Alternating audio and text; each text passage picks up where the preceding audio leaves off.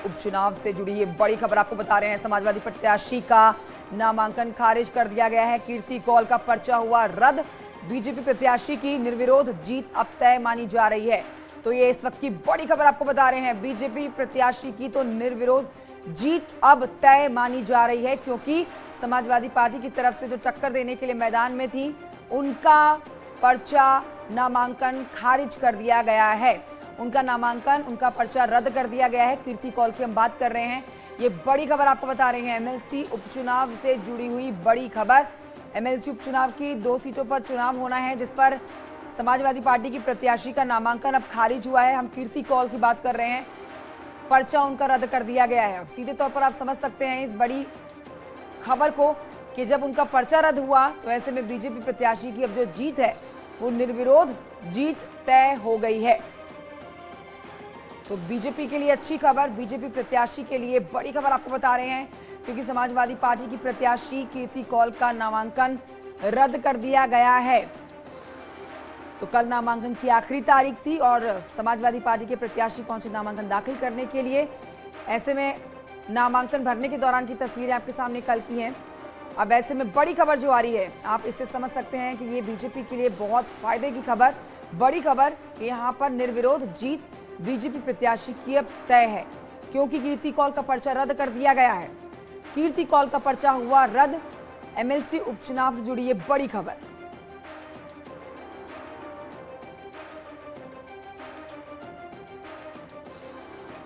संकेत मेरे सहयोगी और जानकारी के साथ फोन लाइन पर मौजूद है। संकेत, सीधे सीधे बड़ा फायदा बीजेपी प्रत्याशी के पास चला गया है, लेकिन नामांकन रद्द करने के पीछे, कीर्ति कौल का जो नामांकन रद्द किया गया है, उसके पीछे की वजह क्या है? देखिए, सीधे तौर पर जब परीक्षण किया गया इन पर्चों का, कल नामांकन हुआ था, उसमें कीर्ति कौल समाजवादी पार्टी की जनजाति समाज से प्रत्याशी हैं, उनका नामांकन हुआ था। और उसके अलावा भारतीय जनता पार्टी के दोनों प्रत्याशियों ने नामांकन किया था। उसमें निर्मला पासवान और दूसरे धर्मेंद्र सेठवार थे। आज जब परीक्षण हुआ तो उसमें चौंकाने वाली बात सामने आई है। उसमें सीधे तौर पर कीर्ति कौल का जो पर्चा है उसको रद्द कर दिया गया उम्र की वजह से। बात ये कही जा रही है कि जो नामांकन पत्र थे उनकी जब आज जांच की गई तो उसमें उम्र 2 जगह अलग अलग डेट में लिखी गई थी, यानी कि उम्र में दोनों जगह पर अलग अलग डेट लिखी हुई थी। यही वो वजह है कि उस पर्चे को रद्द कर दिया गया है। और समाजवादी पार्टी ने, अगर वोटों की अंकगणित देखें तो भारतीय जनता पार्टी के पक्ष में 2 प्रत्याशी उतरे थे और दोनों के पक्ष में वोटों की अंकगणित साफ थी। समाजवादी पार्टी ने जनजाति समाज के कीर्ति कौल का प्रत्याशी बनाया और ये दांव चला था कि भारतीय जनता पार्टी के प्रत्याशी निर्विरोध चुनाव न जीत सके, और जनजाति समाज का जो दांव था वो भी समाजवादी पार्टी ने खेला था। लेकिन आज जिस तरीके से पर्चा खारिज हुआ है, अब ये तय हो गया कि भारतीय जनता पार्टी के दोनों प्रत्याशी निर्विरोध चुनाव जीत जाएंगे।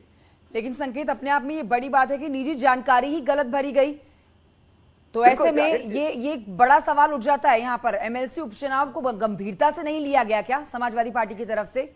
बिल्कुल, देखिए, अगर कल से ही देखा जाए, जब नामांकन हुआ तो भारतीय जनता पार्टी भी इस बात को जान रही थी कि उनके पक्ष में वोटों का अंकगणित है। लेकिन इसके बावजूद भारतीय जनता पार्टी का जो शीर्ष नेतृत्व था वो पूरी तैयारी के साथ में भारतीय जनता पार्टी के राज्य मुख्यालय से दोनों प्रत्याशियों को लेके और विधानसभा तक पहुंचे। भारतीय जनता पार्टी के कार्यवाहक प्रदेश अध्यक्ष योगी सरकार के तमाम मंत्री और वहां पर खुद मुख्यमंत्री योगी आदित्यनाथ मौजूद रहे। इससे ये साबित हो रहा था कि भारतीय जनता पार्टी इस चुनाव को कितने गंभीरता से ले रही है, जबकि वोटों का अंकगणित उनके साथ खुले तौर पर था। वहीं समाजवादी पार्टी ने का कोई भी बड़ा नेता कल नामांकन के दौरान मौजूद नहीं था।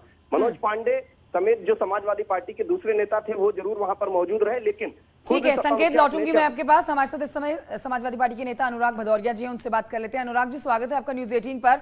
और एक सवाल सबके मन में आ रहा है, क्या एमएलसी उपचुनाव को गंभीरता से नहीं ले रही है समाजवादी पार्टी? नामांकन खारिज हो गया है सर आपकी प्रत्याशी कीर्ति कौल का।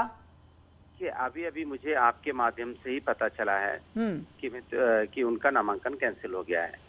अब जब तक पूरी जानकारी मैं नहीं जुटा लेता आखिर किस वजह से हुआ है, बात मैं दे देती हूँ ना सर आपको जानकारी। जानकारी ये है कि उन्होंने अपनी उम्र 2 जगह पर गलत भरी, यानी कि गंभीरता से नहीं लिया गया, या फिर आपने हथियार ही डाल दिए हैं कि पीछे के चुनावों में जो नतीजे आए हैं उससे समाजवादी पार्टी ने हथियार डाल दिए। देखिए आप इतने परेशान, आप इतने बेचैन हो रहे हैं, उसकी मुझे चिंता हो रही है। आप इतने परेशान नहीं हो, ये सवाल पूछिए।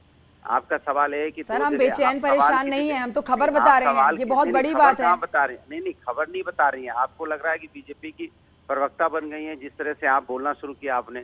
अरे आप सवाल पूछने की जगह आप पहले ही सवाल उठा दे रही है, ऐसा परेशान हो गए। सर यही परेशानी है समाजवादी पार्टी की। सवाल पूछो, आपने बोला कि खबर आपको पता नहीं है, तो मेरी ये जिम्मेदारी बनती है कि जो खबर हम चला रहे हैं वो खबर पलट के आपसे मैं पूरी बताऊं आपको। नहीं सुनो, पलट के आपसे एक सवाल पूछ लूं कि आप इतनी ही तेजी से अगर ये पूछती कि नहीं इस देश के अंदर, उत्तर प्रदेश के अंदर में महंगाई बेरोजगारी चरम सीमा पे, उसके बारे में समाजवादी पार्टी ने क्यों नहीं कोई बात की, तब तो अच्छा लगता।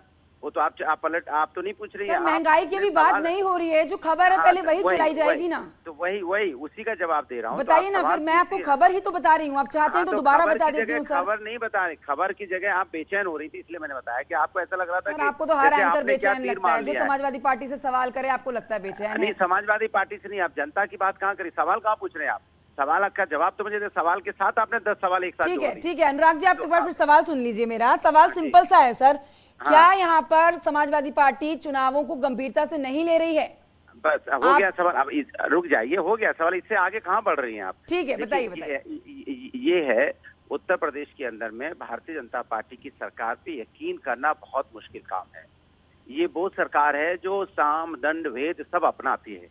जब तक मैं इसकी पूरी तथ्य की जानकारी नहीं ले लेता, क्योंकि वो तो खोजते रहते हैं ना कहीं थोड़ी कटिंग मिल जाए। तो तथ्य तो मैं बता रही हूँ ना आपको सर, मैं तो आपको बता रही हूँ, उम्र गलत भरी है। चलिए ठीक है, हमारे साथ इस समय हमारे साथ आलोक अवस्थी जी हैं बीजेपी की तरफ से, और आपकी बात का जवाब वो देंगे क्योंकि आप मेरे पर ही आरोप लगा रहे हैं, तो आप बीजेपी को जवाब दीजिए सीधा। आलोक जी बोलिए। पर्चा रद्द हो गया है कीर्ति कौल का। जब तक पूरी बात का पता देखिए, जब गैर जिम्मेदार पार्टियां होंगी और जब अपरिपक्व नेता होगा तो इसी तरह के प्रत्याशी खड़े किए जाते रहे। जब यह जानकारी है कि 30 वर्ष इसकी मिनिमम आयु है विधान परिषद सदस्य, 28 वर्ष की आयु की पोल को जो है उन्होंने पर्चा भरवाया है, तो यह एक राजनीतिक पार्टी की गंभीरता पर भी प्रश्न चिन्ह खड़ा करता है और उनकी नेता की समझदारी पर भी प्रश्न चिन्ह खड़ा होता है कि क्या उनको नियमों की जानकारी नहीं है। लेकिन सवाल ये भी हो गया है यहाँ पर तो सर आलोक जी कि इतनी बड़ी बात हो जाती है और समाजवादी पार्टी को पता ही नहीं है। अनुराग जी कह रहे हैं कि अभी उनको पूरी जानकारी ही नहीं है। खबर तो बहुत बड़ी है ये हो सकता है कि अनुराग जी को जानकारी ना मिली हो, लेकिन आपने जानकारी दी है तो उसको, आप एक जिम्मेदार चैनल है और आपने अगर जिम्मेदार आप उनको बता रही हैं तो उनको उसी बात पर ही अपनी प्रतिक्रिया देनी चाहिए। ये बात सही है कि हर व्यक्ति को खबर नहीं प्राप्त होती है, लेकिन जब एक जिम्मेदार चैनल उनको बता रहा है कि ये घटना हो गई है तो उनको उसी अनुसार देना चाहिए। चैनल पर दोषारोपण करने से कोई लाभ नहीं है, क्योंकि चैनल का काम है सत्य दिखाना और आप सत्य दिखा रहे हैं। तो सीधी बात यह है कि इतनी बड़ी घटना, जब एक तो पहली बात जो भी विधान परिषद में उपचुनाव होते हैं वह साधारण बहुमत से विधानसभा के जीते जाते हैं और विधानसभा में पूर्ण मतलब मैं ये कहूँगा बहुमत से भी बहुत अधिक विधायक भारतीय जनता पार्टी के पास है। तो समाजवादी पार्टी को तो अपना कैंडिडेट खड़ा भी नहीं करना चाहिए था। खैर उन्होंने खड़ा किया तो गैर जिम्मेदार तरीके से खड़ा किया कि आयु कम है उसकी, और उसको खड़ा कर दिया।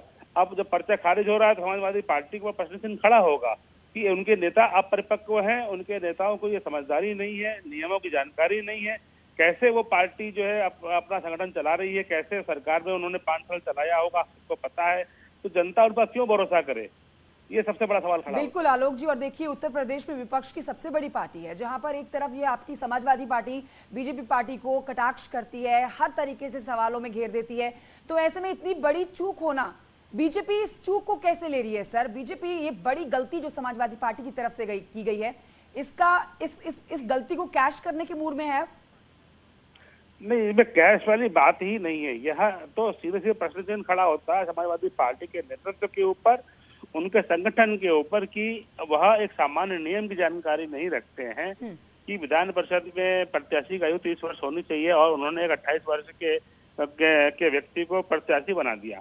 तो ये तो पार्टी की का जो बौद्धिक स्तर है और जो उनको नियमों की जानकारी नहीं है, ये यह एक अच्छी बात नहीं मानी जाती है, गैर जिम्मेदार माना जाता है और अपरिपक्वता मानी जाती है। धीमे धीमे हमने देखा है कि समाजवादी पार्टी के जितने वरिष्ठ नेता हैं सब किनारे जाके बैठ गए हैं। बिल्कुल, और इसी से याद आता है सर कि जो पीछे 3 दिन का प्रशिक्षण शिविर लगा, उस पर अखिलेश यादव ने सीधे तौर पर आपकी पार्टी पर सवाल खड़े किए थे, तो कटाक्ष किया था कि ये प्रशिक्षण शिविर जो है ये झूठ का शिविर है। देखिए, अब Akhilesh Yadav part time politicians हैं और उनको जो है जब चुनाव आता है तो 6 महीने पहले सक्रिय हो जाते हैं, उसके अलावा वो अंड बयान देते हैं, ट्विटर पर राजनीति करते हैं, विदेशों में घूमते हैं, बड़ी बड़ी गाड़ियों में, महंगी गाड़ियों में उनका शौक, घूमने का शौक है, महल जैसे घर में रहते हैं। तो उनको जनता से क्या जुड़ाव उनका, और जो जनता से जुड़ी हुई पार्टी है, लगातार अपने नेता योगी आदित्यनाथ और प्रधानमंत्री मोदी के नेतृत्व में जनता के बीच में है, 365 दिन काम कर रही है, 24/7 नेता उपलब्ध हैं। वह पार्टी अपने को तो आगे बढ़ाने के लिए जनता के प्रति उसको और क्या नई नीतियां लानी है, उसके बारे में चिंतन करती रहती है। ये तो हमारा काम हम करते रहेंगे, और जिनको भी जो है आरोप लगाते रहें। बिल्कुल। आलोक अवस्थी जी, बहुत शुक्रिया। और अनुराग भदौरी जी ने फोन रख दिया, हो सकता है कि वो जानकारी बटोरने गए हों इस खबर को लेकर। फिलहाल आपका शुक्रिया सर हमसे बात करने के लिए। आलोक जी, आप शुक्रिया आपका। तो ये बड़ी खबर आपको बता रहे हैं, एमएलसी उपचुनाव से जुड़ी ये बड़ी खबर है आपके सामने। देखिए, कीर्ति कौल जिनका नामांकन रद्द कर दिया है और उम्र इन्होंने गलत भरी है, ये एक बड़ी वजह नामांकन रद्द करने की। समाजवादी पार्टी को बड़ा झटका और एक बड़ा फायदा यहां बीजेपी पार्टी को, क्योंकि उनके प्रत्याशी निर्विरोध जीत तय उनकी मानी जा रही है। समाजवादी पार्टी के प्रत्याशी जिन्होंने कल नामांकन दाखिल किया, एमएलसी उपचुनाव से जुड़ा हुआ कल नामांकन का आखिरी दिन था। नामांकन भरने के दौरान की तस्वीरें आपके सामने, जहां पर समाजवादी पार्टी के तमाम कद्दावर नेता मौजूद थे, लेकिन अखिलेश यादव मौजूद नहीं थे। तो अखिलेश यादव की गैर मौजूदगी भी एक बड़ी वजह मान सकते हैं पार्टी में कार्यकर्ताओं की कमजोरी को लेकर। लेकिन इस समय की जो आपको अपडेट दे रहे हैं, ये अपडेट एमएलसी उपचुनाव से जुड़ी नामांकन से जुड़ी हुई है। नामांकन खारिज कर दिया गया है समाजवादी पार्टी की प्रत्याशी कीर्ति कौल का।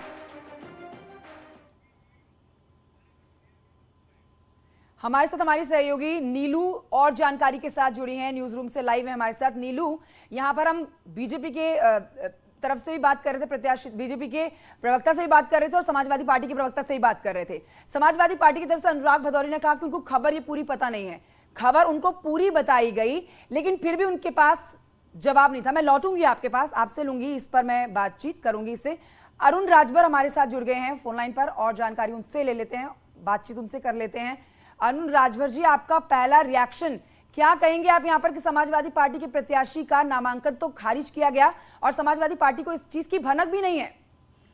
देखिए, हमें लगता है कि समाजवादी पार्टी में सभी नेता जो है बहुत जिम्मेदार होते हैं और बहुत ही पढ़े लिखे माने जाते हैं। माननीय अखिलेश यादव जी खुद ही अपने आप को विदेश से पढ़े हुए बताते हैं, लेकिन एक प्रत्याशी जिसका नामांकन और उत्तर प्रदेश की सर्वोच्च कुर्सी पर कराने के लिए जा रहे हैं और आपको खुद ही नहीं पता है कि उस नामांकन में उनकी उम्र क्या होनी चाहिए। एक संविधान की प्रक्रिया है कि आप 30 साल से ऊपर के अगर हैं तो आप नामांकन कर सकते हैं। अब 30 साल से नीचे की उम्र को आप ले जाकर पर्चा भरवा दिए और मतलब आपको लग रहा है सर कि आपका समाजवादी पार्टी से दूरियां बना लेना, समय पर आपने सही डिसीजन ले लिया? देखिए, हमारा डिसीजन नहीं, हमारा डिसीजन था अति पिछड़ों के लिए, दलितों के लिए, अल्पसंख्यकों के लिए, हम आदिवासियों के अधिकार के लिए संघर्ष करते हैं। लेकिन समाजवादी पार्टी इनको और विपक्ष के सभी नेता नहीं चाहते हैं कि अति पिछड़ों का उद्धार हो, अति पिछड़ों को सम्मान मिले, उनको भागीदारी मिले, उनको सामाजिक स्तर पर उनको आगे बढ़ाया जाए। ये सब के सब सिर्फ और सिर्फ जो माननीय ओम प्रकाश राजभर लड़ाई लड़ रहे हैं उसको कमजोर कर रहे हैं। जी, तो आपको क्या लगता है क्यों आखिर ऐसा हुआ कि कीर्ति कौल को ही नहीं पता, पार्टी को भी नहीं पता कि उम्र सीमा क्या होनी चाहिए पर्चा दाखिल करने के लिए? क्या लापरवाही बहुत ज्यादा बरत रही है क्या एसपी? बहुत फॉर ग्रांटेड चीजों को ले रही है। बहुत बड़ा खेल करने के लिए देखिए, आदिवासियों को एक संदेश देने गई थी कि देखो मैं आदिवासियों को सम्मान दे रहा हूँ, लेकिन ये नहीं पता था कि आदिवासियों का उम्र कितना होता है जिसको नामांकन कराया जाता है। ये सीधे सीधे आदिवासियों को मोहरा बना करके उनको अपमानित करने के लिए और उनके भावनाओं के साथ खिलवाड़ करने का ये काम करते हैं। आज पूरे उत्तर प्रदेश में यह संदेश चला गया कि एक बड़ी पार्टी जो विपक्ष की बड़ी पार्टी कहती है समाजवादी पार्टी, और अपने ही प्रत्याशी की पूरी रणनीति बता नहीं पा रही है कि हमको कैसे प्रत्याशी का नामांकन कराना चाहिए और कितनी उम्र होनी चाहिए।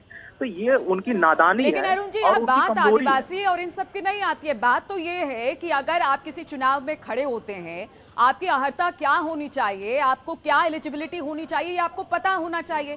क्या समाजवादी पार्टी हर एक चुनाव को इसी तरह से ले रही है कि वो बहुत ज्यादा उनको लग रहा है कि यहाँ से तो जीत मिलेगी नहीं? ठीक है, प्रत्याशी नामांकन कर रहा है, किस तरह से कह रहा है? पहले अखिलेश नहीं पहुंचे थे नामांकन में, कहा गया कि कीर्ति कौल को वहां पर भेज दिया गया, अखिलेश आते तो ज्यादा बेहतर होता। देखिए, उनके यहाँ जितने लोग पढ़े लिखे हैं उनको भी यह नहीं पता कि हम ये क्या करने जा रहे हैं और क्या लिखने पढ़ने जा रहे हैं, क्या करने जा रहे हैं। प्रदेश में आप जो संदेश दे रहे हैं, इसीलिए आज प्रदेश की जनता आपको ऐसे समझ रही कि आप बिल्कुल नकारे, आप बिल्कुल कुछ नहीं करना चाहते हैं, आप बिल्कुल नासमझ हैं। अगर आप समझ आपके अंदर होती तो इस तरह की हरकत एक महिला के साथ आप नहीं करते।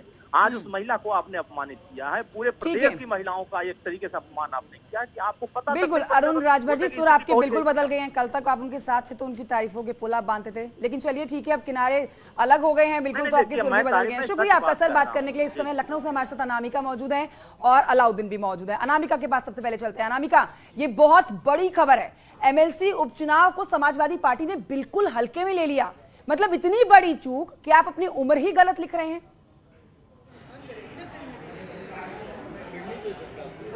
और देखिए, अगर हल्के में ना लिया होता तो शायद इस बात को लेकर मंथन किया जाता कि आप जिसका नाम आगे कर रहे हैं उसके डॉक्यूमेंट्स स्ट्रांग है या नहीं, उम्र कितनी है। हालांकि समाजवादी पार्टी वो पार्टी है जो अब्दुल्ला आजम के मामले में, उम्र के मामले में बड़ा मात खा चुकी है। कोर्ट की ओर से भी जिस तरीके से फजीहत झेलनी पड़ी समाजवादी पार्टी की बखूबी जानती है। लेकिन बावजूद इसके एक ऐसी महिला का नाम आगे कर देना जो उम्र के मामले में ही जो कहीं से भी कैंडिडेट नहीं है। हालांकि ये भी कहा जा रहा था पहले कि समाजवादी पार्टी प्रत्याशी खड़े नहीं करेगी, लेकिन प्रत्याशी खड़े करना, चूंकि उस समाजवादी पार्टी भी ये बात बखूबी जानती थी कि यहाँ पे जीत की राहें समाजवादी पार्टी के लिए कितनी मुश्किल है, तब भी एक महिला का नाम आगे किया गया और वो भी आज पर्चा खारिज हो गया। ऐसे में ये माना जा रहा है कि जो बीजेपी की ओर से 2 पर्चे जमा किए गए थे, दोनों पर्चे वैध हो गए हैं और दोनों ही जो बीजेपी की ओर से एमएलसी थे उनका निर्विरोध चुना जाना तय हो गया है। लेकिन बड़ी बात समाजवादी पार्टी के लिए है, अखिलेश यादव ना तो नॉमिनेशन में साथ पहुंचे प्रत्याशी के, इसको भी लेके लोगों ने सवाल खड़े किए। दूसरी ओर जो उनकी प्रत्याशी थी उनका उम्र के मामले में एक क्वेरी लगा करके पर्चा खारिज कर दिया गया। तो कहीं ना कहीं जो अपरिपक्वता भी दिखाई देती है, इंटरेस्ट नहीं था, नहीं दिखाई दिया, ये भी दिखाई दे रहा है। तीसरी बड़ी बात है कि एक महिला निर्मला पासवान जिसकी उम्र 28 साल है, क्या समाजवादी पार्टी के पास कार्यकर्ताओं की कमी थी? क्या समाजवादी पार्टी के पास ऐसे भी कार्यकर्ता नहीं थे जिनका नाम आगे किया जा सके, कास्ट और हर लिहाज से आगे बढ़ाते हुए और डॉक्यूमेंट्स को देखते हुए? तो ये बहुत सारे सवाल खड़े होते हैं समाजवादी पार्टी के ऊपर। हालांकि इस बीच में ये जरूर तय माना जा रहा है कि अब समाजवादी पार्टी की ओर से जो प्रत्याशी पर्चा खारिज होने के बाद समाजवादी पार्टी इस चुनाव से बाहर हो गई है और बीजेपी की ओर से जो दोनों एमएलसी है वो निर्विरोध चुने जाएंगे। बिल्कुल, यहाँ पर ये बड़ा सवाल खड़ा हो जाता है समाजवादी पार्टी के ऊपर कि इतने हल्के में हर चुनाव को अब लिया जा रहा है। क्या पहले से हथियार डालने की अब कोशिश कर रही है समाजवादी पार्टी? मैं लौटूंगी आपके पास अनामिका। नीलू भी हमारे साथ इस समय न्यूज रूम से मौजूद है। नीलू, अब इस बात को समझना होगा समाजवादी पार्टी को कि क्या आप प्रशिक्षण चंद्र को जो झूठा बता रहे हैं, आप अपने उम्मीदवार जिसका नाम आप घोषित कर देते हैं उसकी उम्र झूठी बता रहे हैं, यानी कि अब सीधे तौर पर आप हथियार डाल चुके हैं। आपने ये मान लिया है कि आपकी हार निश्चित है और इसका बड़ा फायदा, इस चूक का बड़ा फायदा बीजेपी के खाते में गया।